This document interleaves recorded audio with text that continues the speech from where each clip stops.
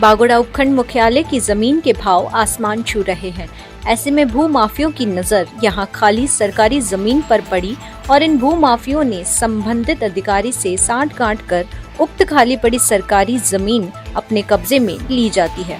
कुछ दिनों तक कब्जे रखते हैं और फिर किसी तरह का कोई विरोध नहीं होने पर उन पर अवैध निर्माण शुरू किया जाता है। ऐसे अवैध निर्माण की कुछ जागरूक ग्रामीण विरोध भी करते हैं, लेकिन अधिकारी की मिलीभगत के चलते अतिक्रमी के खिलाफ किसी तरह कोई कार्रवाई नहीं होती है और देखते ही देखते सरकारी जमीन पर आलीशान अवैध कॉम्प्लेक्स खड़ा कर दिया जाता है।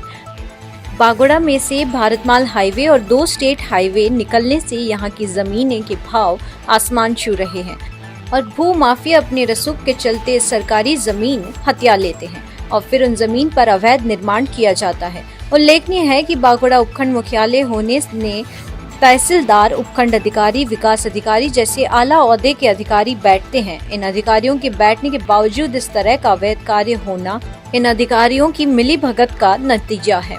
खास बात यह है कि मीडिया में खबरें प्रकाशित होने पर इन अवैध कब्जों की जांच की जाती है। जांच रिपोर्ट में भी ये साबित हो जाता है कि ये सरकारी जमीन है, लेकिन फिर भी कार्रवाई नहीं होना अधिकारियों की कार्यशैली पर सवाल खड़े हो रहे हैं।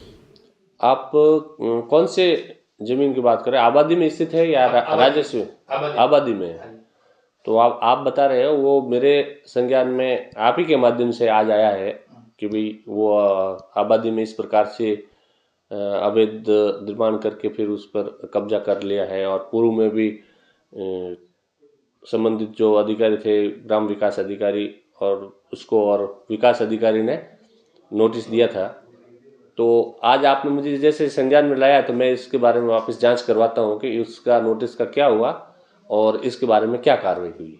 ऐसे नहीं, अगर वो आबादी भूमि में होता है तो आबादी भूमि पर कार्रवाई करने का प्रथम अधिकार है वो ग्राम पंचायत को होता है। उसमें अगर वो समय से कार्रवाई नहीं करते हैं तो फिर ग्राम पंचायत के द्वारा या कोई प्रार्थी के द्वारा फिर वीडियो विकास अधिकारी को भेजा जाता है। बावजूद उसके कोई कार्रवाई नहीं हो रही है और इस प्रकार से तोड़ा हुआ था और अतिक्रमण पहले तोड़ा और फिर नहीं उस पर कार्रवाई हुई, तो मैं वापस इसको एक बार चेक करवाता हूँ। ये इस कॉम्प्लेक्स के मामले में वो शिकायत प्राप्त हुई थी, तो जिसकी हम है वो आरआई और पटवारी की टीम बनाकर वापस इसकी जाँच कराएंगे और अभी इसकी जो किस्म है वो गैर मुमकिन वाणिज्यिक बोल रही है, वो उसमें से उस कॉम्प्लेक्स का कितना भाग है वो सरकारी जमीन पे आ रहा है, तो उसकी जांच करवाकर जो भी सरकारी भूमि पर यदि पाया जाता है तो उसके खिलाफ है वो नियमानुसार कार्रवाई की जाएगी।